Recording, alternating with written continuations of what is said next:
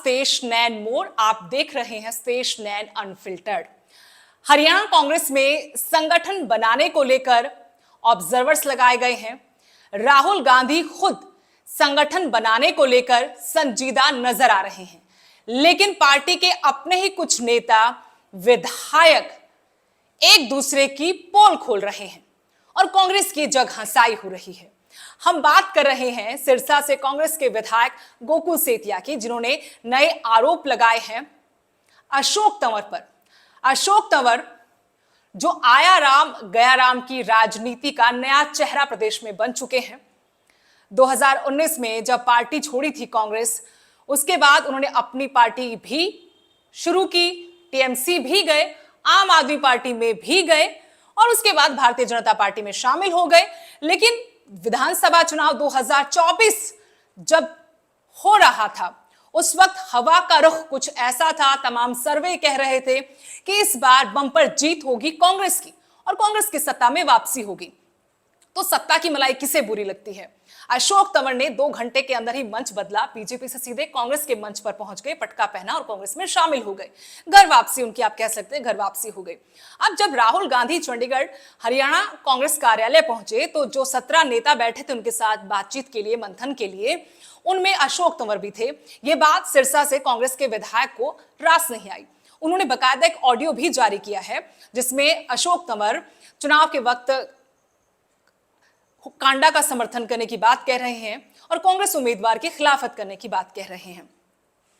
तो इसी बात को आधार बनाकर अशोक तंवर पर ना सिर्फ गोकुल सेतिया ने तंज कसा है, आरोप लगाए हैं, बल्कि उन्हें कांग्रेस का स्लीपर सेल कहते हुए कांग्रेस आलाकमान को भी चेताया है कि ऐसे लोगों से दूर रहें, पार्टी का नुकसान करने वाले लोग हैं। देखिए, कांग्रेस में एक से एक नमूना नेता शामिल हो चुका है। कुछ पहले थे, कुछ 2024 में हवा का रुख भांप कर आ गए या फिर आ गए, घर वापसी भी कह सकते हैं, जो पार्टी का फायदा कम नुकसान ज्यादा कर रहे हैं। अब इन दोनों नेताओं के केस में भी यही बात है। अशोक तंवर भी वापस आए हैं, घाट घाट का पानी पीकर आए हैं। जहां दांव लगा वहां ये नेता चले गए और राजनीति आज हो भी ऐसी ही गई है। हर राजनेता ताक में रहता है कि उसका कहां पर जाकर दांव लगे, कैसे सत्ता में भागीदार बना जाए। जनता जनार्दन से असल मायनों में कोई सरोकार इन नेताओं का नहीं रहता, जो कपड़े बदलने के जैसे पार्टियां बदल लेते हैं अपना लाभ देखते हुए, फायदा देखते हुए। तो अशोक तंवर की बात तो हमने कर ली। हम ये भी जानते हैं कि कैसे 17 नेताओं में उनकी एंट्री हुई, क्योंकि राहुल गांधी के करीबियों में से वो हैं। उनकी धर्मपत्नी राहुल गांधी के परिवार के बहुत करीबियों में से हैं, पूर्व राष्ट्रपति के नाती हैं। तो वहां से पावर आती कि अशोक तंवर जब इतने पार्टियां बदलकर घाट घाट का पानी पीकर आते हैं तब भी उनको इज्जत दी जाती है, जो कि सिरसा से कांग्रेस के विधायक को रास नहीं आ रही। उन्होंने आपत्ति जताई कि जब कांग्रेस पार्टी के उम्मीदवार का विरोध कोई नेता करता है, उनको आप कैसे इतनी बड़ी जिम्मेवारी दे सकते हैं, कैसे उनको अपने साथ कार में राहुल गांधी बिठा सकते हैं। चलिए, लेकिन गोकुल सेतिया जो अपने आप को सबसे बड़ा हितैषी कहते हैं सिरसा की जनता का, वो भी घाट घाट का पानी पीकर आया है परिवार। उनके जो नाना लक्ष्मण दास अरोड़ा थे, 1967 से राजनीति की, 10 दफा चुनाव लड़ा, 5 बार विधायक बने, मंत्री भी बने और उनकी नेक दिली और विकास के कामों के लिए उनको सिरसा नरेश भी कहा जाता है। लेकिन ये परिवार की राजनीति भी कई राजनीतिक पार्टियों से होकर गुजरी है। 2014 में जब चुनाव थे तो उससे पहले कांग्रेस छोड़कर बीजेपी में आ गए। हवा का रुख शायद ये भी भांप चुके थे।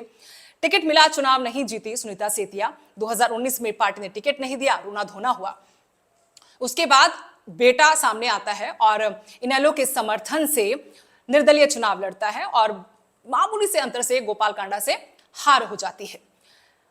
अब चुनाव 2024 आता है तो बैकडोर से एंट्री होती है। कहा जाता है कि राजा वड़िंग ने एंट्री करवाई और कांग्रेस का पटका दिल्ली में जाकर पहनकर टिकट भी वो ले आते हैं, चुनाव में खड़े हो जाते हैं और चुनाव जीत भी जाते हैं।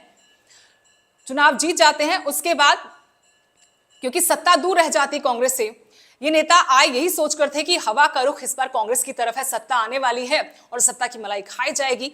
लेकिन वो सपने टूट जाते हैं और सिरसा की जनता जिसका भी साथ देती है, दिल खोलकर साथ देती है। जितने भी राजनेता यहां से बड़े कद के निकले हैं वो जनता के आशीर्वाद से निकले हैं, चाहे लक्ष्मणदास अरोड़ा हो या फिर गोपाल कांडा हो या फिर हम अशोक तंवर की बात करें, कुमारी सैलजा को भरपूर साथ हमेशा यहाँ की जनता ने दिया है, लेकिन यहाँ की जनता को मिला क्या है इन राजनेताओं से?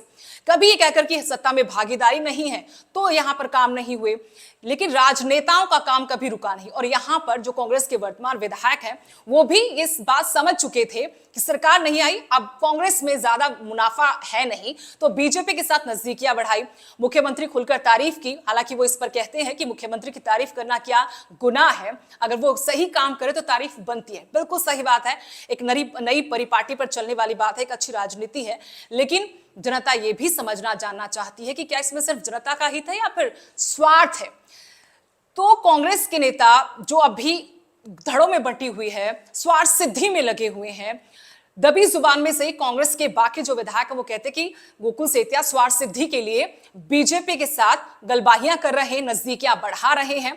उनका सरोकार सिर्फ सत्ता की मलाई खाना था जो छिटक गई हाथ से, बिल्कुल आते आते सत्ता कांग्रेस से रह गई और उनके सपने चकनाचूर हो गए। अब वो सपने पूरे करने के लिए बीजेपी की तारीफ करते हैं। जब गोकुल सेतिया मुख्यमंत्री मनोहर लाल थे उस वक्त धरना प्रदर्शन करते थे, विरोध करते थे, लेकिन और ये तक वो बोलते थे कि बीजेपी के पास ऐसी कौन सी वॉशिंग मशीन है कि हर दागदार वहां जाकर धुल जाता है।